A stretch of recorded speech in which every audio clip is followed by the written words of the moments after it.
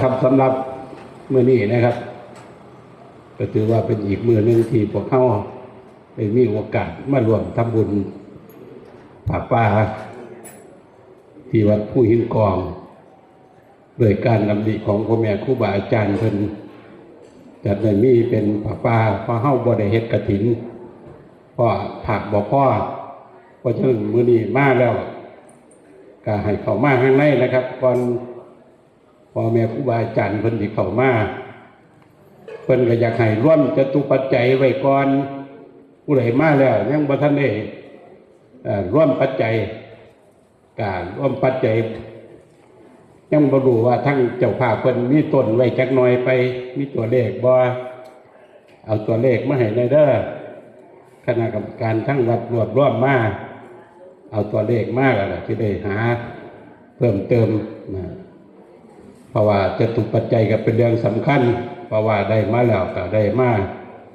ทนุบำรุงพระพุทธศาสนาถวายพระเจ้าพระสงฆ์เพิ่น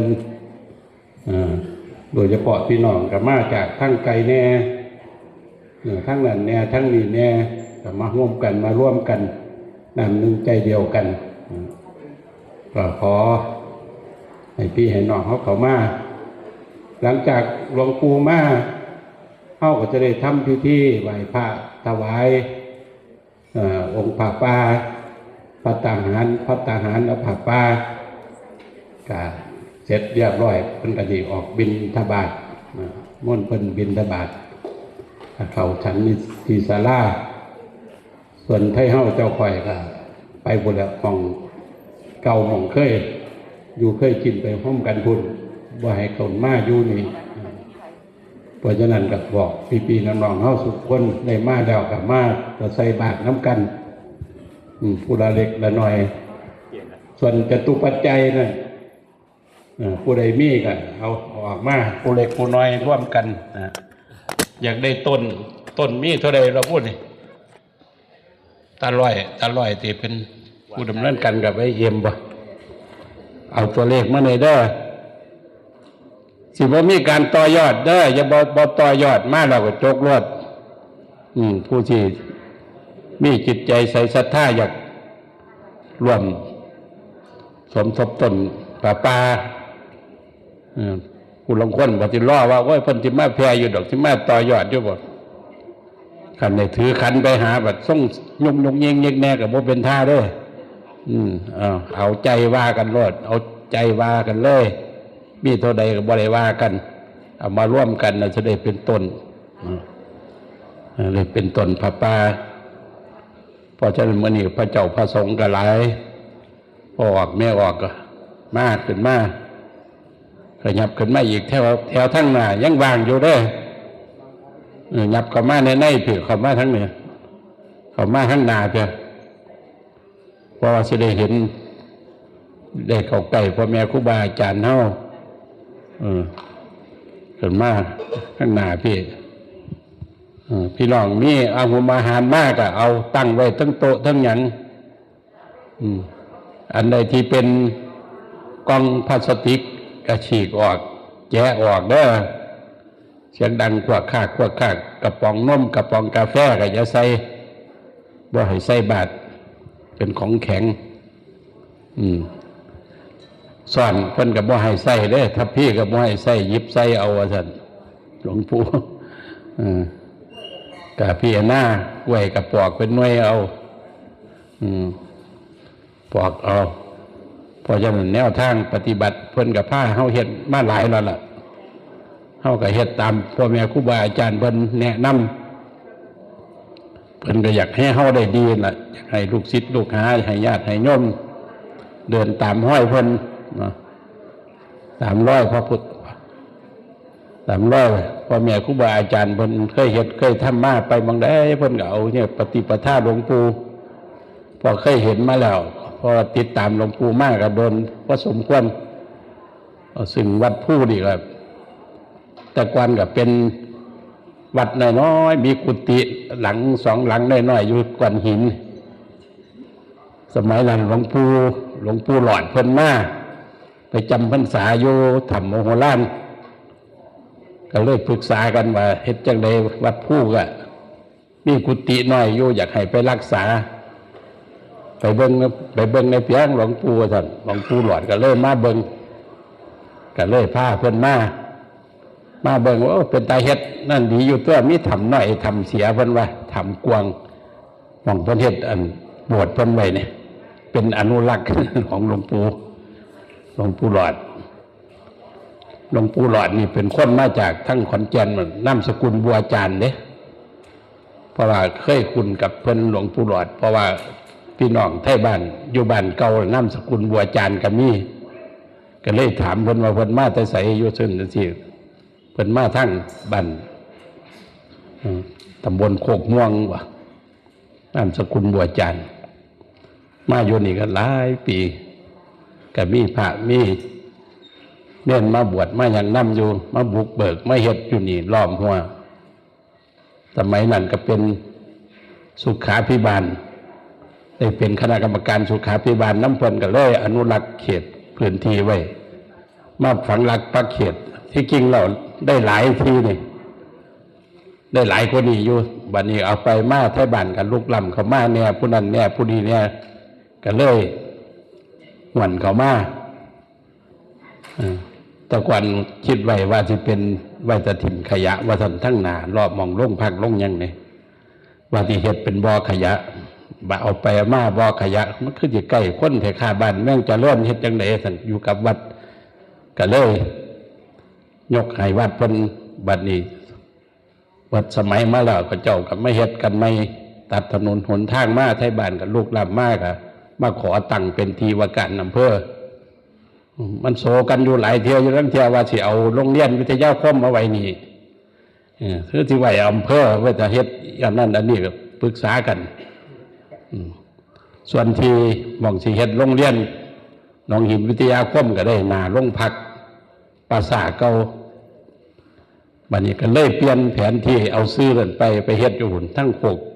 สนามไม่ปัจจุบันเนี่ยก็เลยตัวนี้ก็เลยที่ปราสาทก็เลยเหลือลงหน่อยลงนะครับก็จำเป็นละได้เท่าไรก็เอาทั้งนี้ก็กันไว้เอาล้อมไว้ให้พ่อแม่ครูบาอาจารย์มีภาพนิยมช่วงนั้นหลวงปู่วันชัยหลวงปู่เสริมเพิ่นก็ปรึกษากันว่าผู้ใดสิมาอยู่หลวงปู่เสริมก็เอาที่ถ้าให้คุณชัยไปอยู่ถ้าว่าซั่นก็ปรึกษากันขันท่านหลวงปู่ไส้กับมาโยเพหลวงปู่เสริมกับอยู่ธรรมก็เลยหลวงปู่ไส้ก็เลยอยู่เพราะฉะนั้นก็อยู่เท่าปัจจุบันเนี่ยเป็นเจ้าอาวาสนี่คือที่ไปที่มาของวัดผู้หินกองเฮาก็ได้อนุรักษ์อาศัยว่าได้อนุรักษ์ป่าไม้ไว้ให้ลูกให้หลานเห็นคันว่าเป็นวัดนี่เขาตัดฟื้นไปเผาทานเมื่อแต่พนันกันยังมาลอยเอาอยู่กระสุมือนี่ก็เลยเป็นวัดผู้เฮาเป็นสถานที่แต่ก่อนนี่สงบนะเพราะว่าบ้านห่างจากนี่ก็ไกลอยู่ทางขึ้นมาทางนี้ก็ขึ้นทั้งนี้ก็ขึ้นยากรถก็ขึ้นว่าไรเป็นบันไดขึ้นมาบัดนี้จะเลื่อนมากก็เลยตัดทางตัดยังขึ้นมาเพื่อความสะดวกให้พระเจ้าพระสงฆ์พี่น้องป้องปลายมาก็ได้เท่าสมือเลยอนุรักษ์ป่าไม้หลวงปู่เพิ่นกับปลูกเสริมเพิ่มเติมขึ้นมาป่าไม้ก็หนาแน่นขึ้นมาก็มีพระเจ้าพระสงฆ์บ่ขาดจากปีแต่ว่าห่างบ่หลายมาใหม่ๆก็หลายยุ่นแล้วแต่ละวัดมาอยู่วัดธรรมนี่เท่าไร20 กว่าองค์ก็มีเลย24 25จำพรรษา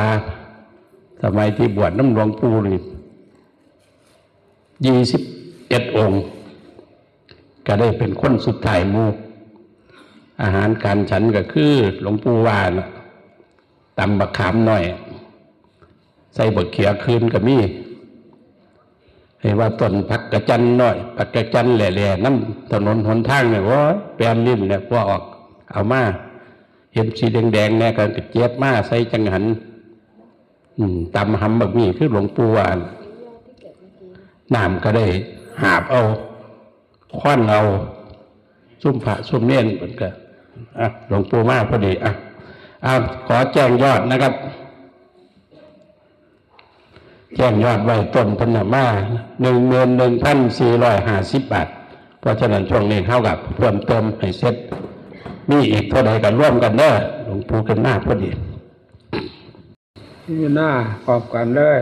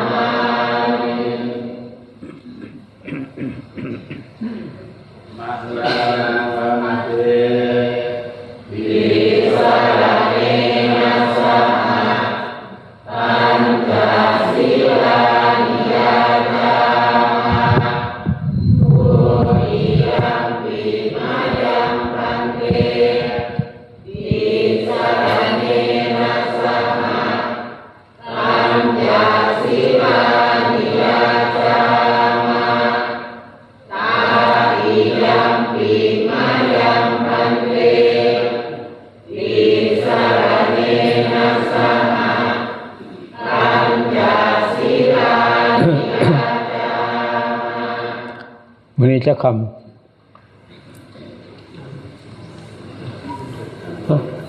วันนี้วันพระบ่ มันเริ่มจะเมื่อย8 คำได้ตอนมากไม่จะได้ให้ศีลหาไหมมือวันพระว่าจะบ่ให้ศีลหามือ14 คำผ่านมือฮะมือยแวนถูก14 คำเลยทำ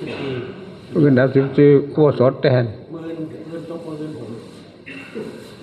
มืออื่นครับเ11นะโมตัสสะภะคะวะโตอะระหะโตสัมมาสัมพุทธัสสะนะโมตัสสะภะคะวะโตอะระหะโตสัมมาสัมพุทธัสสะนะโมตัสสะภะคะวะโตอะระหะโตสัมมาสัมพุทธัสสะ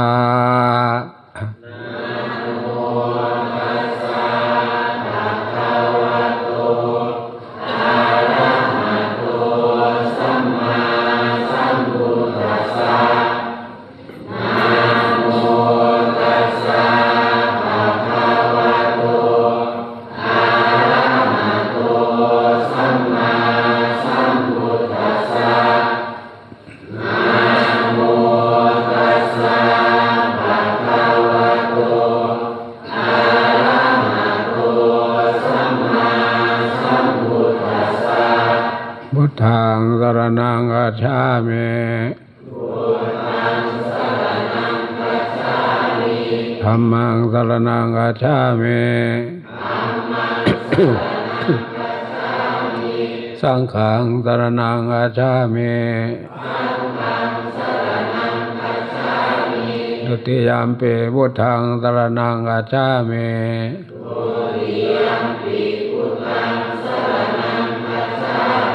ดุติยัมปิธัมมังสรณังคัจฉามิ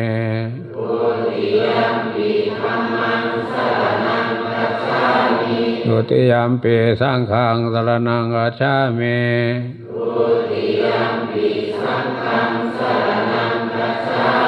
ตติยัมปิพุทธังสรณังคัจฉามิ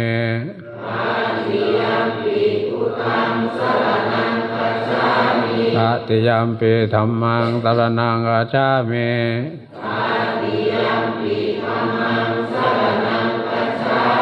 ตติยัมปิสังฆังสรณังคัจฉามิ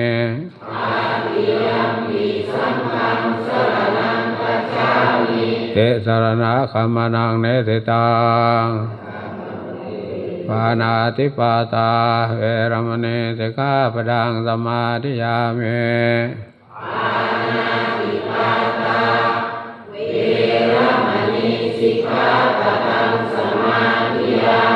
อาดินนาดานาเวรมณีสิกขาปดังสมาธิยามิ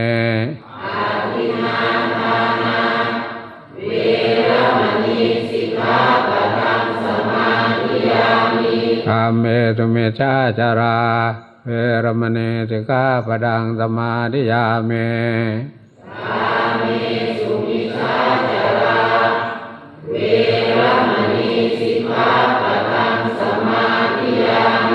มุสาวาดา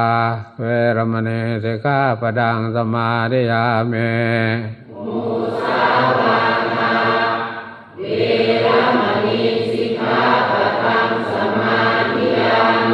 สุราเมรยามัจจปมาทฐานาเวรมณีสิกขาปดังสมาธิยามิ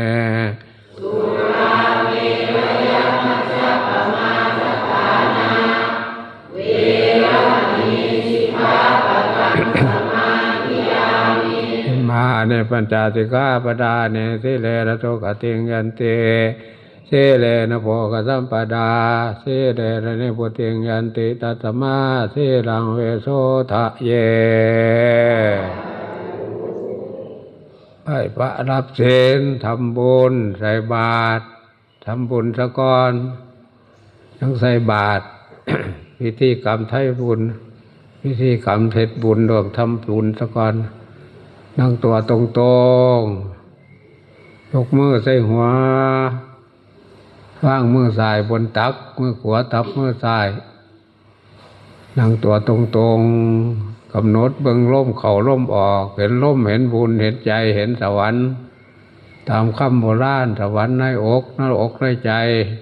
เบิ่งลมเข้าลมออก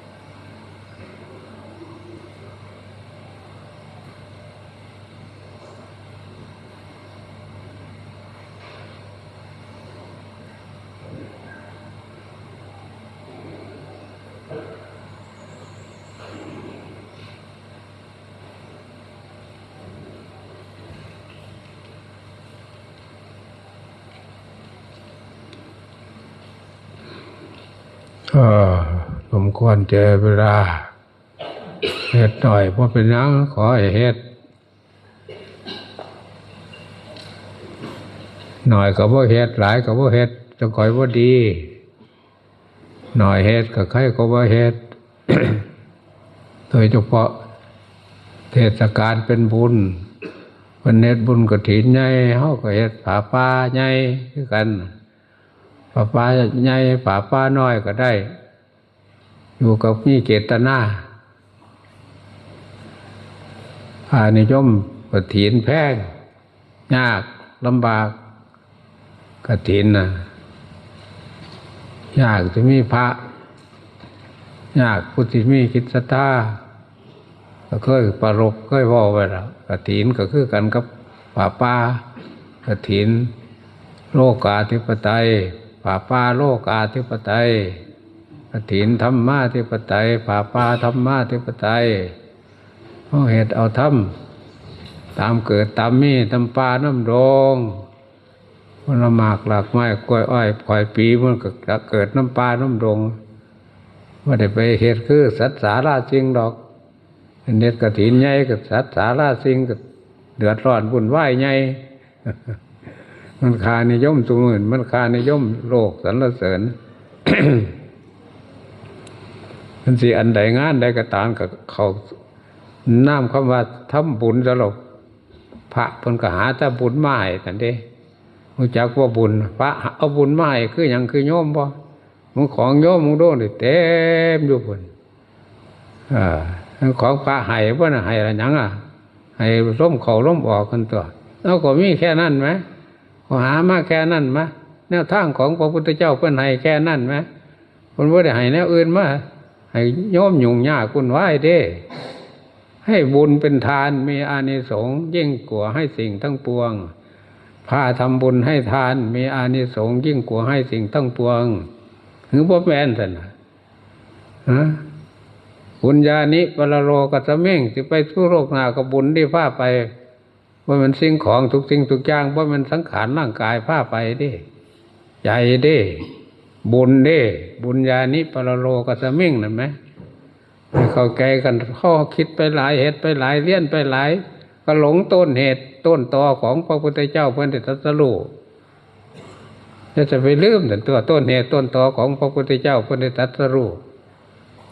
คุณอธิษฐานจิตใจตั้งสัจจะไปเสี่ยงถาทองคำว่าสิได้เป็นพระพุทธเจ้าแล้วนั่นก็ไปนั่งเบื้องต้นพระศรีมหาโพธิ์นั่งเพิ่นเอาท่องคาถาหยังล่ะท่องคาถาอานาปานุสติก็แปลว่าอานาปาแปลว่าลมเข้าลมออกคนตัวยังเอาตัวนี้มาใส่คือหลวงปู่เคยสอนแนวอื่นบ่นี่ไปท่องพระไตรปิฎกมาคำว่าเป็นบุญบ่ไม่ได้บอกไปท่องพระไตรปิฎกนี่ก็ไม่ต้องย่ำได้ก็เอาอานาปานุสติเด้อเบิ่งลมเข้าลมออกเด้อเบิ่งลมเข้าลมออกเด้อการดำริว่าสิให้ก็เป็นบุญ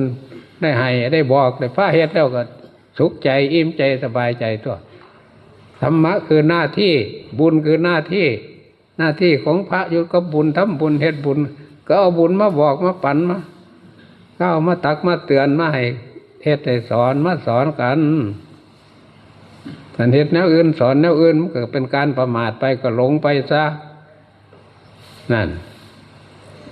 ก็คือก้นหลงร่างกายอย่างที่แล้วพอสนอกสนใจเรื่องการหลงเบิ่งลมหายใจก็ออกหลงโง่งมแก่เดี๋ยวแลว่าคนนะรูปตนเหมือนผียินดีสิ่งใดภายในเหม็นหนักหลงรักจูบกอดตาบอดใจกล้าเป็นบ้าความรักอยู่กับความเป็นบ้าความรักก็รักล้มรัก พระพุทธเจ้าเรียบร้อยไม่รักแต่ของบูดของเน่าตัวโดยเฉพาะสมัยทุกมือเนี่ยเขายังแสดงให้เห็นคักแล้วก่อนยังพอแสดงความเป็นจริงของโลกให้เห็นคักปานนี้ดิว่าเป็นอยู่ของขู่ของคนวุ่นวายของลูกของหลานสมัยไม่ทุกมือเนี่ยโอ้ยบ้านพ่อวัดพ่อเขาพระพุทธเจ้าพ่อจักนบจักกราบจักไหวยกมือใส่หัวใส่เก้าก็หาพ่อเห็นสำนี้ทุกมือนี่นี่แต่เล่นไปนั่งก็ใส่กระโกดหนากดหลังไปนั่งก็ใส่กระโกดหนากดหลังโอ้ยย่างไปก็ยังกดหนากดหลังก็เพราะพนันกันว่าเด็กติดตำบนตัวผ้าเป็นตาหนายเพราะท่านจะมีความสุขวันใดโรคทุกมือคิดรุนดูขันพ่อเขามาหาล้มซะแล้วมีความสุขเด้จึงเตือนมากับไม่เติมบักมาเตือนมาเข้าได้กับพระเหตุแต่แนวความงามความดีที่อาศัยอย่างนั้นก็เพราะอาศัยบุญกุศลคุณงามความดีนั่นสรุปย่อๆนั่นล่ะปุญญานิปรโลกัสสมิงเขามาด้วยบุญเขาก็ต้องอยู่ด้วยบุญตัวหันมาด้วยบุญเราก็อยู่ด้วยบาปก็ขาดขึ้นแล้วโหสังกายุใจหลวงพ่อใหญ่ว่าทุกข์เพราะหาที่เกิดเห็นไหม อันเขาเห็นความงามความดีเขาก็ไปเกิดทางที่ดีปุญญานิปรโลกัสสมิงนั่นมันของเหตุบ่ได้ของทำบ่ได้หลวงปู่บอกว่า ของบ่ได้ซื้อของบ่ได้ขายของอยู่น้ำเจ้าของอยู่แล้วแล้วลึกย่ำใดก็เป็นบุญเกิดหอดร่มย่ำใดก็เป็นบุญก็สิว่ายากบ่ไหนแนวอยู่แนวกินแนวเฮ็ดแนวทำแนวสั่งแนวแปลงแนวนั่นแนวนี้ก็บ่หาง่ายปัญหาบุญเด้อันเทียบก็มาละเอียดก็มาออกเบิ่งลมหายใจก็ออกเศร้าเว้าเศร้าจ๋าเม็ดโอ้ยเป็นนางอยู่ไสก็จังแม่นสำบายหลายแต่สบายตัวเบิ่งลมเข้าลมออกบ่มีแนวคิดบ่มีแนวอยากบ่มีแนวอยากได้บ่มีแนวโลภพอแล้วนั่งบันไดอยู่บันไดนั่นน่ะพระเจ้าเป็นจังเวลาแรงสมาธิภาวนานี่บ่อยากไปหาใกล้คนย่านคือการภาวนาย่านได้ถามกันย่านได้ถามข้าวย่านได้เฝ้านอกรักศีลนักธรรมไปไหมมิแต่จักดีจักอยู่ โดยเฉพาะเป็นผู้ดูแลพ่อแม่หลวงปู่ยังได้สนุกภาวนาหลายไปนั่งเป่านำตะไส้ตะสอยนั่นแนวนี้เบื้องนั้นเบื้องนี้เหตุใดจำเป็นนั่นเราจะให้เข้าใจคำว่าปุญญานี้ปรโลกัสสมิงคำว่าการดำริที่จะให้พระพุทธองค์ทรงสรรเสริญที่นี่หลวงปู่มาจังสิกับแม่คิดดำริแต่แนวสิให้ญาติโยมแต่เนี่ยพันบ่คิดแนวที่แนวหยุ่งแนวบุญไหวบ่คิดของโลกกิยะมาให้นี่ของอยู่น้ำบุญก็อยากได้ให้ทำบุญจังให้เห็นบุญจังให้อยู่น้ำบุญเฮ็ดบุญมันว่าลำบากมันของมีอยู่แล้วล้มมีอยู่แล้วจังให้ระลึกนึกถึงบ่มีแนวคิดแนวอ่านเมื่อแนวคิดแนวอ่านแนวปรุงแบบทางโลกเราก็มาคิดตะเบิงล้มเข้าล้มออกนั่นสบายบ่ซั่น ถ้าใครเข้าใจจุดนี้ล่ะมันถึงว่ามาหน่อยมาหลายบ่มาลูกหลานจิตฮอดคิดถึงก็คิดถึงเพิ่นให้หยังก็คิดถึงแต่ก็แนวให้แนวความเป็นอยู่ปัจจุบันนี้นะหรือได้ประพฤติปฏิบัติตามแนวทางของพระพุทธศาสนามาเพิ่นแนะนำสั่งสอนหาของมาให้จิตใจมีความสุขความสบายหาน้ำปลาน้ำหลงบ่ได้หาน้ำวัดน้ำปลาน้ำบ้านน้ำซองนี่เขาทำเขาเหวเขาเพื่อเขาผาบันไดไปบันไดทุกข์ยากลำบากตากตำไปหามาได้แล้วก็คิดเห็นความหามายากแนวที่หายญาติโยมก็แนวยากกันตัวอันที่ว่ายากนี่อันเรื่องของธรรมะในโลกครอบงำหัวใจก็เฮ็ดหยังก็ยากเฮ็ดหยังก็ยากทั้งที่หายใจเข้าออกซื่อๆก็สิยากสิหาความสบายแล้วหายใจเข้าออกได้มีบ่ในโลกอันล่องว่ามีร่มเสริมร่มเจ็บไข้ได้ป่วยเสริมร่มออกซิเจนแนวนั้นนั่นนี่หามาเสริมให้กันตั้งตัวนี่จะทิมได้ป่ะท่านย่ามีอยู่ย่ามพวกเป็นนั่นเป็นนี่ก็อยู่ที่กับเบิ้งซะแม่หมดการหมดงานหมดนั่นเมื่อนี่ก็นั่งเบิ้งซะแม่โอ้ยจะเป็นสบายหลายแวนมาตุกุศลออกตนแต่โยมลูกหลานญาติพี่น้องพระเจ้าประสงค์แม่ซี่แม่ขาวทั้งไกลเสียสละมาร่วมกันเรียกว่าสัมปะปาผู้ป่านั่งผู้เห็นกอง ตามกำหนดกฎเกณฑ์ที่เหตุไว้ทำไว้นี่ก็เหตุได้ทำลุล่วงมาตั้งแต่มื้อวานนี่ทำพิธีสวดพระพุทธมนต์แล้วตอนเช้าก็มีกล่าวทำพิธีถวายฟังโอวาททำคำสั่งสอนของพระพุทธเจ้าตามแนวทางธรรมะธิปไตยเอาศีลเอาธรรมเป็นใหญ่เป็นบุญกุศลพวกเขาได้เหตุแต่ทำดังนี้บุญกุศลของคุณพระพุทธเจ้าคุณพระธรรมคุณพระสงฆ์พร้อมสิ่งศักดิ์สิทธิ์ทั้งหลายในสากลโลกอันนี้ก็จงมาร่วมกันจงปกป้องปกปักรักษาอกตนญาติโยมพระเจ้าประสงค์แม่ซี่แม่ขาวจงมีแต่ความสุขความเจริญสุขกายสุขใจหายจากทุกโศกโรคภัยปรารถนาสิ่งหนึ่งสิ่งใดก็จงสำเร็จโดยเฉพาะรักมรรคผลสวรรค์นิพพานเฮาทำบุญทำทานที่นี่แล้วก็จงมาร่วมกันเป็นสักขีพยานให้ดวงจิตดวงใจของแต่ละคนได้มีดวงจิตดวงใจได้เห็นมรรคได้เห็นผลได้เห็นสวรรค์ได้เห็นพระนิพพานในปัจจุบันในชาตินี้เถิด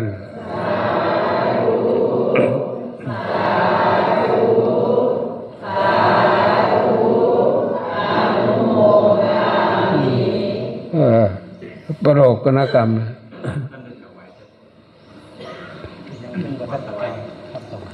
ฮะ พระท่านตะกาคำถวายว่าซะ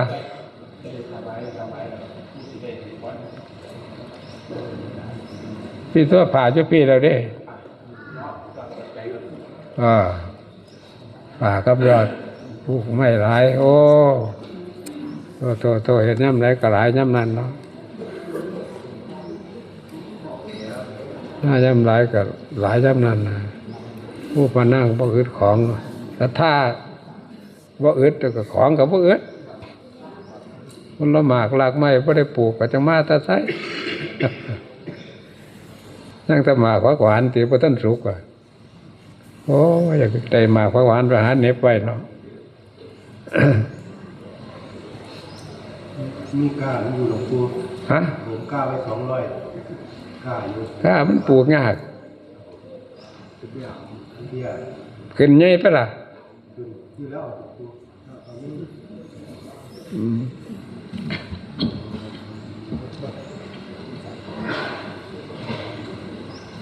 พี่ติดวัดเนี่ยไปแจกโยมไหม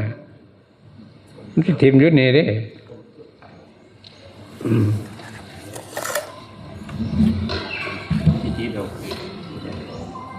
ว่าน้อมถวายจตุปัจจัยหลวงปู่เนื่องในงานทอดผ้าป่า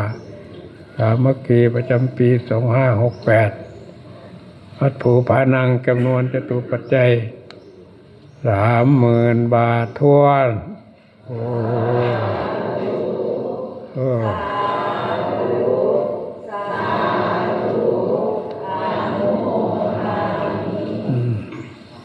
ต้องถาต้องขันคาวานคายาเอาติดรถว่าจะถือแห่งบ่มาให้สันระยาก็ได้หลายคนถือหลายเงาจักว่ามาเบิ่งอีหยังระยาสิสันกลางคืนมันเถาะมันข้อแห้งกลางคืนยามันบ่มีรถถิ่มไปตลอดทำหายาจุรถไม่รถกินติ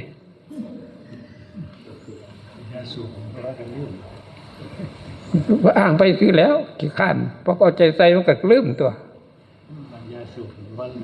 ปัญญาสูบว่าลืมนี่ป่ะ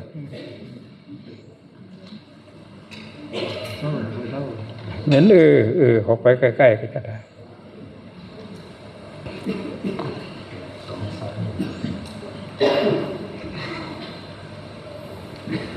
ค่อยตะปุนนั่นค่อยตะปุนนี่เอาไปมากขี่ข้านไปเสมอส่วนตัว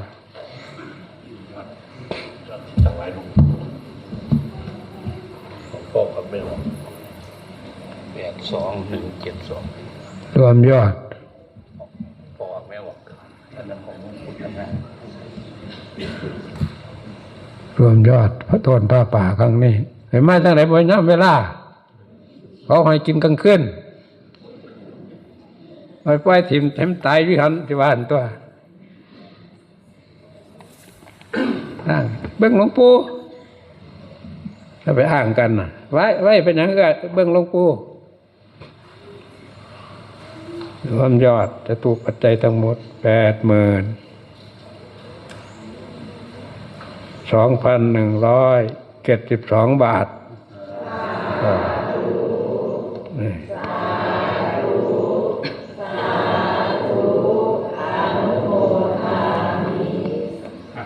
นี่ไม่ได้เกี่ยวของกับที่ของหลวงปู่อีกต่างหากแต่ร่วมกันติด100,000 กว่าอยู่เป็นตัว ป่าน้อยจะเอาคำถวายท่านตัวได้ทำของถวายเราได้ของ นั่งเตาก้าวคำตอนนี้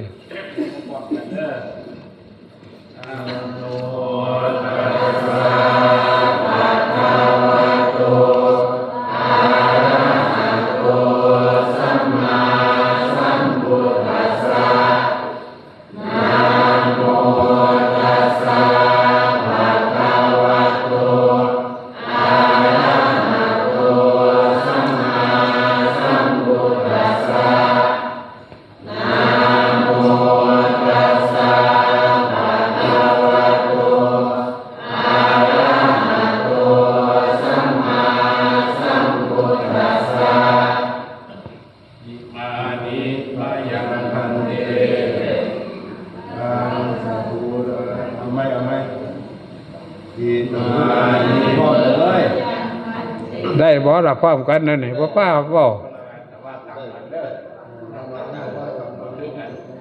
อิมานิมัจยังพันเตพัตตานิปัสสะพุทโกลจิวลานิสั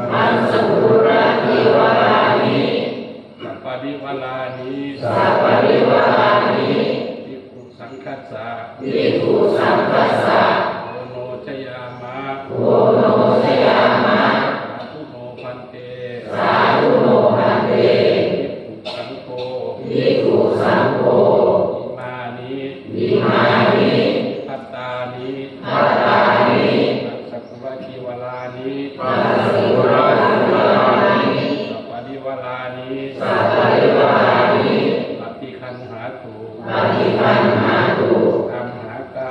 อัมหากังอีคารตังอิตายะสุขายะข้าแต่พระสงฆ์ผู้เจริญข้าพเจ้าทั้งหลายขอทอดถวายอาหารและผ้าบางสกุลจีวรและของทั้งหลายเหล่านี้แด่พระสงฆ์ขอพระสงฆ์รับอาหารสกุลจีวรทั้งหลายและของทั้งหลายเหล่านี้เพื่อประโยชน์และความสุขของพวกข้าพเจ้าทั้งหลายตลอดกาลและนานเทอญ สาธุปโลกนกรรมว่างวันละใส่ถวายมันละปิดต้นปะป้า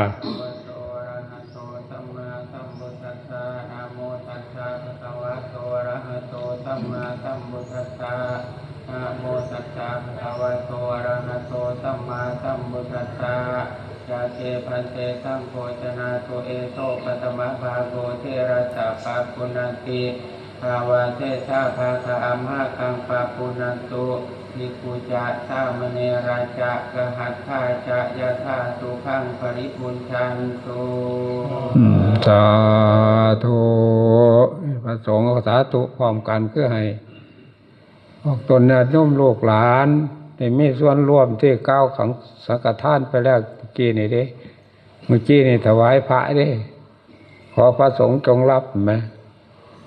ภัตตาหารพร้อมบริวารทั้งหลายเหล่านี้เนี่ยบริวารทั้งหลายข้าวน้ำโภชนาอาหารทุกสิ่งทุกอย่างมีเจ้าของพระเมื่อเด้เพราะฉะนั้นพระสงฆ์ก็ทำพิธีเรียกว่าอัปโลกนกรรมคือไว้เป็นผู้แจกสิ่งของให้ออกตนเนี่ยโน้มมีส่วนได้รับได้ใช้ได้สอยได้ครบได้สันได้รับประทานอาหารของเศษของทั้งออกจากพระไปได้ใช้สอยได้เมื่อท่านบอกว่าอันนี้ก็ได้คือกันแต่ว่าเป็นบาปตามคำโบราณของพระพุทธเจ้าบอกว่า กินของสงฆ์ใส่ของสงฆ์จะตุปัจจัยค่าแห้งค่านั่นค่านี่ก็ยังเป็นของสงฆ์คือเก่าดิขันบ่เพิ่นบ่เฮ็ดแบบนี้นั่นต้องเห็นความสำคัญจุดนี้ไปวันใดหลวงปู่ก็ถึงบ่ได้แล้วนอกจากวันอื่นเพิ่นสิผู้อื่นพาเฮ็ดก็จะก็รวดลาดไปแล้วแต่สิพาเฮ็ดแล้วหัวหน้าอยู่กับประธานปิดถึกอยู่กับประธานดิเอามาเป็นประธานพาเฮ็ดจังไดก็เฮ็ดไปตัวอันประกำนึงตึกหลักธรรมภายในโอ้ยมันก็ง่ายเพิ่นแล้วอันใดก็ได้แต่มันง่ายหลายมันก็บ่ดีดิคำของพระเจ้าวางไว้พอดีพองามหลักปฏิปทามัชฌิมาปฏิปทาแล้วบ่แม่นบ่ยากเกินไปคันสิได้ใส่ก้าวคำสังฆทานเพิ่นก็แต่งมาตั้งแต่พุ่นต้องเป็นพระไตรปิฎกพุ่นติเป็นพระไตรปิฎกมาแล้วเฮาก็นำมาใส่ให้เกิดประโยชน์เพราะมันสิลืมทำพระไตรปิฎกถิ่มเด้แต่งเพิ่นแต่งมาแล้วว่าพิธีกรรมของศาสนาการทำทานการทำนั่นทำนี่เฮ็ดจังใดเพิ่นก็บอกวิธีเมื่อ ตั้งอกตั้งใจละพรเด้ออุทิศ อุทิศทางจิตใจระลึกตั้งใจตรวจน้ำใจเด้อบ่อยเอาน้ำอยู่น้ำขวดตรวจเอาใช้น้ำใจตรวจทั้งถึง ยะถาวาริวาปุราปาริปุเรนติสาคลังเอวเมวัยโตดินังเปตานังอุปกปปติอิจิตังปฏิตังตุมหังคิปะเมวะสมมิจจตุสพเพปุเรนตุสังกปาจันโทปนาราโสยะธามณีโชติราโสยะธา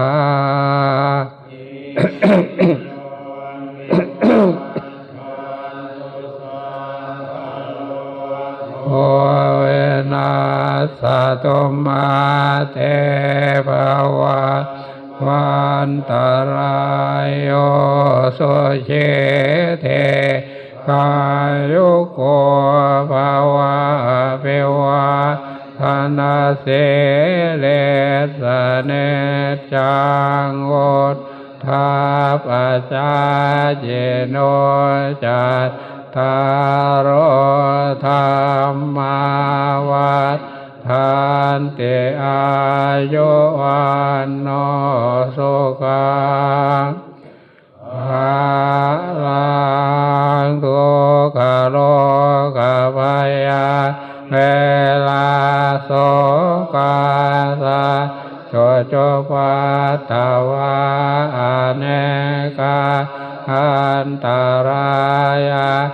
เปเวนัสสันตุจเตสะสะสยเสเตทานังราภังโสเทภคยังสุขังปารังเสเลอาโยจาวันโนจะโพคังโอเทจยสวาสัตวาสาจะอาโยจะเสวะเสเทภวันตุเทภวตุสัพอารังราคันตุสัพพะเทวตาสัพพะพุทธานุภาเว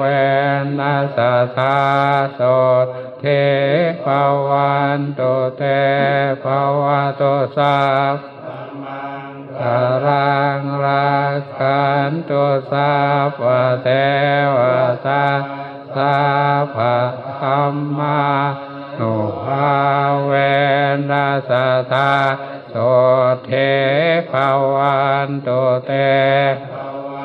สัพพะมังคารังราคันตุสัพพะเทสัพพะสังฆานุภาเวนัสสะโสเทภวันตุเตยันโตโพธิยามุเลสะกายานังนันเตวัตตาโนเอวังตาวังเวสยโยโหเยสยัตโตสยามังสัพพะลาลิตาวันลังเกเสเสปะทาเวโปอาเปเสเจสัพพะพุทธานังปะปะโตปะโมดันเตสุนาคาตังสุมังการังสุปะปะตาโสเตตังสุขโนมโหโตจตุเยถังพระมจาเลโสปะทักขินะกายกรรมังวาจากรรมังปะทักขินังปะทักขินังมโนกรรมังปะเนเตเตปะทักขินะปะทักขินะนิกาตาวานลพันตาเต ปาตาเคเนอรหังพร้อมกัน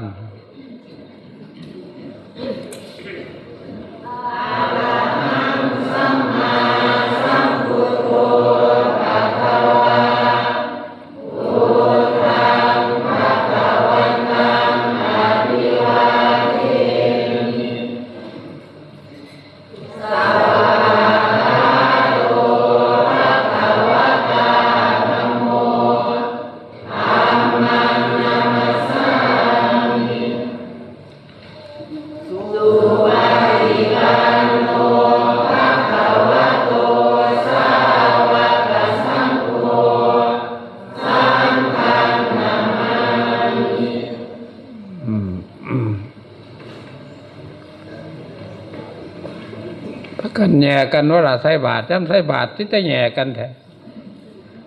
ป้อนตะแขนเขามาบ่ได้ เรื่องสองแถวสองสั้นเราบ่ได้มันบท